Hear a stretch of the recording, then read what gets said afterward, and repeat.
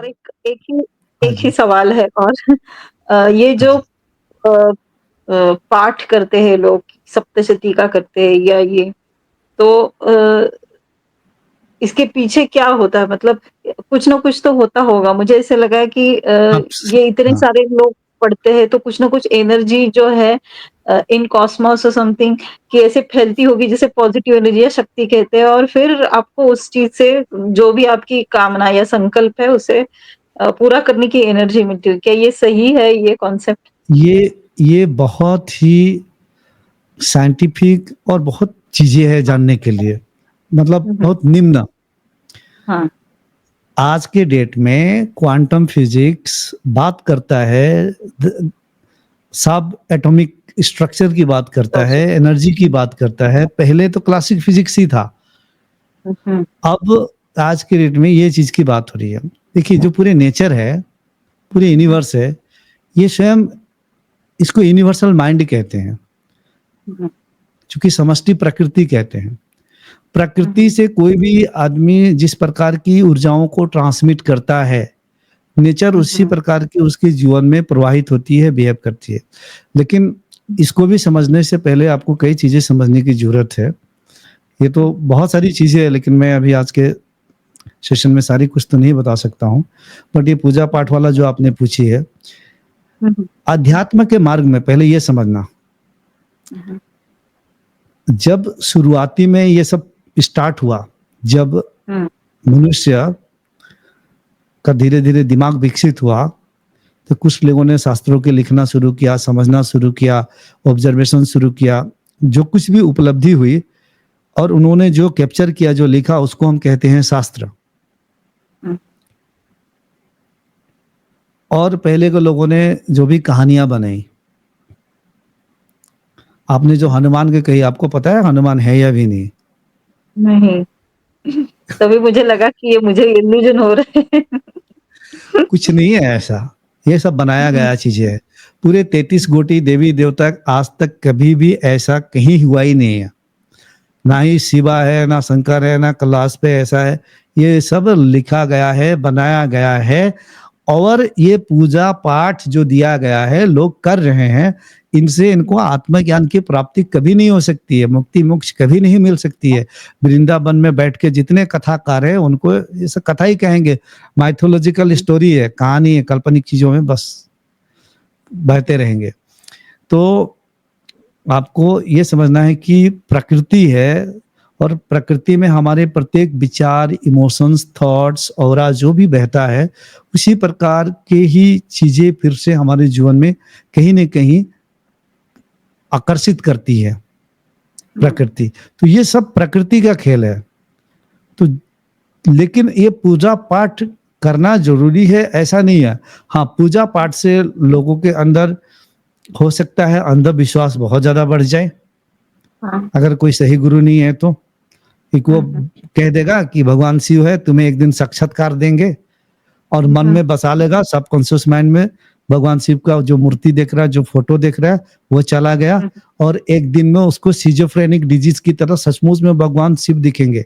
जैसे कई फ़िल्म में आपको देखने को मिलता है कि हाँ, एक फ़िल्म देखा था मैं, एक लड़की है, उसको उस लड़का से शादी करना है जो रियल में एग्ज़िस्ट ही नहीं करता, लेकिन उसको दिखाई देती है। उसको हुँ, हॉलुसिनेशन हो रखा, सिज़ोफ्रेनिक डिज़ीज़ है। दिखाई भी देता है, बातें भी करती है, लेकिन इन रियल वो एग्ज़िस्ट नहीं करता है। हुँ, ठीक इसी प्रकार से एक पुणे का ही हमारे पास एक साधक आए थे, उनकी बेटी के साथ में भी यही बीमारी है सिज़ोफ्रेनिक की। और बहुत सारे लोग हैं, जिनको कृष्ण दिख रहे हैं, जिनको शिवा दिख रहे हैं। ये जितना जो दिख रहा है, साक्षात्कार हो रहा है, हुँ, ये सब भ्रम की स्थिति है, उनकी ही स्मृतियाँ, उनकी ही मन की ऊर्जाएँ उनको दिख रही है। क्योंकि कृष्णा का फ़ोटो, शिवा का फ़ोटो, दुर्गा काली का फ़ोटो, मूर्ति आप नहीं देखते, तो आपको कैसे पता चला कि वो कैसे थे? पहले तो आपको कंसंट्रेट कर के हनुमान को, कृष्णा को, काली को, दुर्गा को अपने चित्त वृत्तियों में बैठा लिया सबकॉन्शियस माइंड में, तो ध्यान में वो चीज़ें दिखेगी फिर। जैसे एक लड़का एक लड़की से प्रेम करता है, तो लड़का भी कभी भीतर ही भीतर लड़की को बार-बार देखते रहता है, साक्षात्कार करते रहता है। हुँ, उसको हुँ, वही लड़की हुँ, हुँ, दिखती रहती है। हर लड़कियों में वही दिखती है, हर हुँ, जगह उसी के भाव में रहता है। तो कुछ लोग ये कंडीशनिंग है, कुछ लोग कंडीशनिंग है, कृष्णा को बिल्कुल। लेकर, कुछ लोग शिवा को लेकर, कुछ लोग कोई मूर्ति को लेकर, कोई पूजा पाठ को लेकर, ये इसी कंडीशनिंग में डूबे हुए हैं। यहाँ आत्मज्ञान की कोई गुंजाइश नहीं है। हुँ, हुँ। मैं उनके भगवान को छीनने वाला हूँ। हुँ, हुँ, आप कहोगे कि मैं दत्तात्रेय को मानता हूँ, पूजा पाठ, और आप कहोगे हुँ, कि गुरुजी आप मेरा मार्गदर्शन कीजिए, मैं आपके गुरु हूँ, मैं पूर्ण तक पहुँचना चाहता हूँ। तो पहली बात है, मैं हुँ, आपके दत्तात्रेय को, आपके गुरु को, आपके देवता पूजा पाठ को ही छीनूँगा पहले। वो छीन हुँ, लूँगा। जब तक वो रहेगा तब तक आप कभी भी पूर्ण की स्थिति तक कोई नहीं पहुँच बिल्कुल। सकता है। तो मेरे पास वो लोग डरते भी हैं, कितने आके भाग भी जाते हैं, क्योंकि मैं उसका राम को छीन लेना चाहता हूँ, उसके परमात्मा को छीन लेना चाहता हूँ, उसके दत्तात्रेय को छीन लेना चाहता हूँ, हुँ, उसके हुँ। बुद्ध को छीन लेना चाहता हूँ। कोई ओशो का आते हैं तो ओशो को छीन लेना चाहता हूँ, क्योंकि वो ओशो में अटका है अभी दिमाग। कंडीशनिंग होती रहती है उसके हिसाब से तो। तो आपके जो पूजा पाठ है, कुछ हद तक साइंटिफिकली पॉजिटिव विचार तो जाती है, लेकिन डिवीज़न क्रिएट करता है ये, कि हाँ। मेरा देवता, मेरा पूजा पाठ सही है, तुम्हारा गलत है, उसका सही हुँ, है, हुँ, इसका गलत है। तो हमें इन चीज़ों के साइंस को समझाना है, विज्ञान को समझाना है कि तुम पूजा कर रहे हो। पहली तो बात है ये समझिए, पूजा किसको कर रहे हो? हुँ। आप किसी कोई गणेश को पूजा कर रहा है, कोई कृष्ण को पूजा कर रहा है, कोई काली दुर्गा को पूजा कर रहा है, तो मुझे ऐसा लगता है, आप कभी बीमार हुई है कि नहीं बताइए? हुई है? बहुत आपका दिनों से शरीर नहीं कभी हुई हूँ। नहीं, पहले कभी हुआ है ना? हाँ, हाँ, बचपन में बहुत बार हुई हूँ। 5 आप 6 बार तो हुई हूँ। अच्छा, आपके परिवार में तो भी कोई होता है बीमार? हाँ। जब कोई बीमार होता है तो हम उसका सेवा-सत्कार करते हैं, उसका ख़्याल रखते हैं। तो उस किसी का सेवा-सत्कार रखना, ख़्याल करना वही है पूजा-पाठ। हुँ, ये कैसे देवी-देवता है जो कह रहे हैं कि मुझे पूजा-पाठ करो, हुँ, मुझे चढ़ावा चढ़ाओ, मुझे बकरी की बलि दो, मुझे फूल हुँ, चढ़ाओ। ये तो लेने के लिए तैयार है ये सारे देवी-देवता। हुँ, हुँ। हम इनको देंगे तब तक ये ठीक है, जब पूजा नहीं किया, जब चढ़ावा नहीं दिया, तो लोग भयभीत भी हो जाते हैं, पता नहीं घर में कुछ होगा तब। हाँ, तो ऐसे देवी-देवता को क्यों पूज जैसे रहे हो? जो रिवेंज लेंगे आपसे, जो बदला लेंगे, ये भी तो एक बंधन है ना? हाँ। आपको मुक्ति चाहिए या किसी को पूजकर बंधन चाहिए बताइए आप? इसमें बंधन है। ऐसे पूजा-पाठ डर के मारे सब बंद अपने भय को पूजा कर रहे हैं। हाँ, ये भाई को सब डर के इम्पोर्टेंस मारे ज़्यादा दे रहे।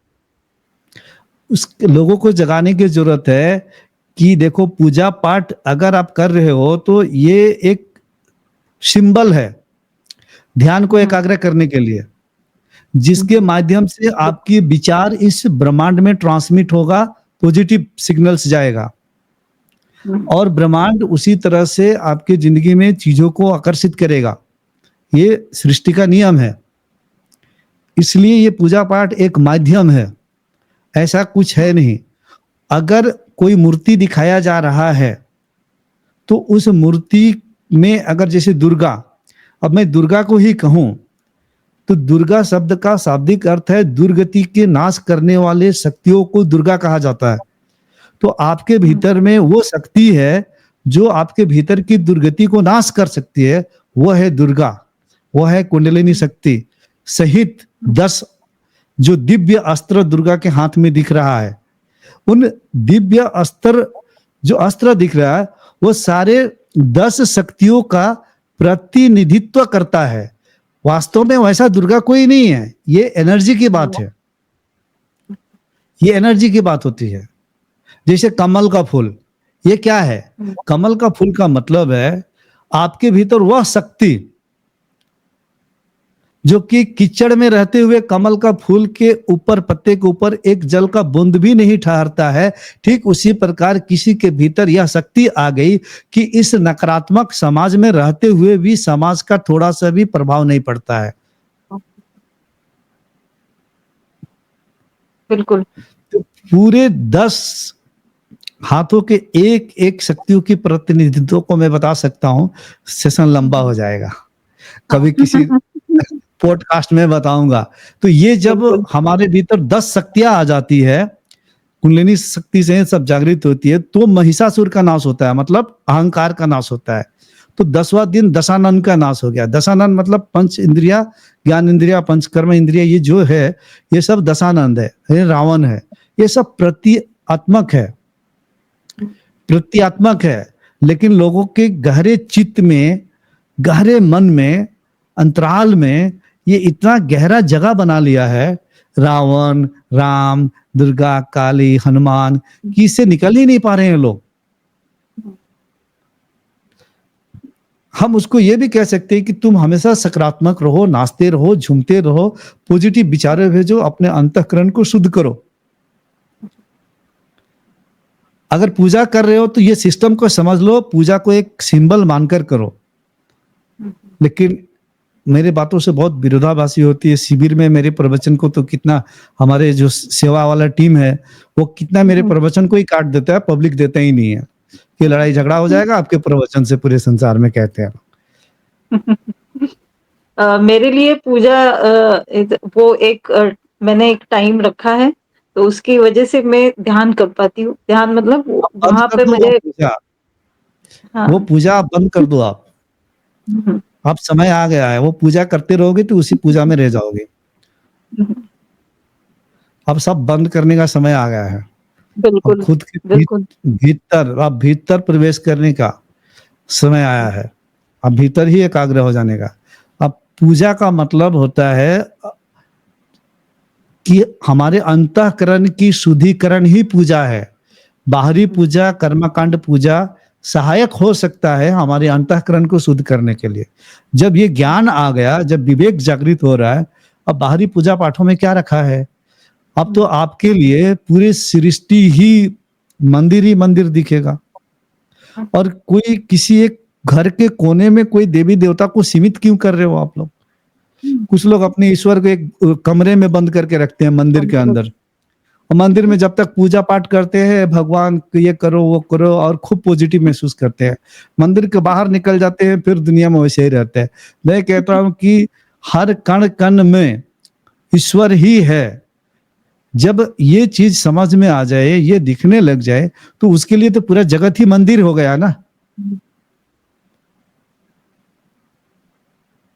बिल्कुल। तो कहाँ एक सीमित पूजा पाठ में अब अटकी हुआ, वो समय नहीं रहा अब आपके लिए।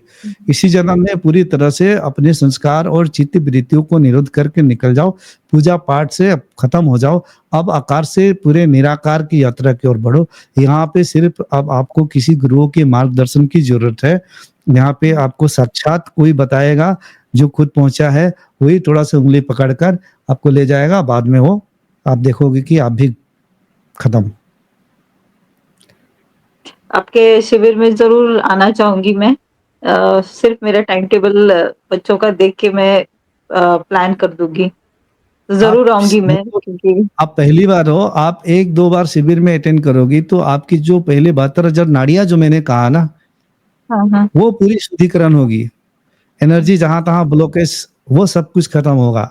पूरे सिस्टम की जो 108 चक्रों की जागृति होकर 114 की, ये सब कुछ होकर बाद में वो आप तो कहने वाले नहीं है, क्योंकि आप पहले से ही बहुत कुछ पहुँची हुई है, उसके आगे की यात्रा और अंतःकरण की शुद्धिकरण। बाकी मेरे प्रवचन से भी आपका बहुत ये कुछ भीतर आपका काम करेगा। हाँ, बिल्कुल। हुँ, और हम पुणे भी आएँगे दिसंबर या ना, ये हर तो हर बहुत साल हम अच्छा जाते हैं। होगा। महाराष्ट्र में हम लोग हर साल जाते हैं, क्योंकि महाराष्ट्र से हमारे हज़ारों साधक हैं। हुँ, हुँ। तो महाराष्ट्र हमें जाना ही पड़ता है। वो तो हमेशा हर महीना हाँ, वही बुलाते हैं, लेकिन ऋषिकेश से महाराष्ट्र थोड़ा दूर पड़ जाता है, तो साल दूर में 1 पड़ता है। बार जाते हैं। और गर्मी भी काफ़ी होती है उधर। हाँ, तो दिसंबर या जनवरी में हम पुणे आ रहे हैं, और तो वहाँ महाराष्ट्र बहुत के बढ़िया साधक ही होगा। बहुत। बहुत बढ़िया जी, होगा, वेट करूँगी मैं फिर। हाँ। तो ठीक है, हाँ। अभी कोई ना और भी वेट कर रहा है आपके जैसा। आपके साथ तो मैं बहुत ज़्यादा समय दे दिया आज। बिल्कुल, बिल्कुल। थैंक यू ठीक वेरी है। मच। बहुत हाँ जी, अच्छा लगा, और आपका आशीर्वाद चाहूँगी, चरण ठीक है स्पर्श। जी। हाँ जी, स्वागत है। धन्यवाद। Thank you. जी।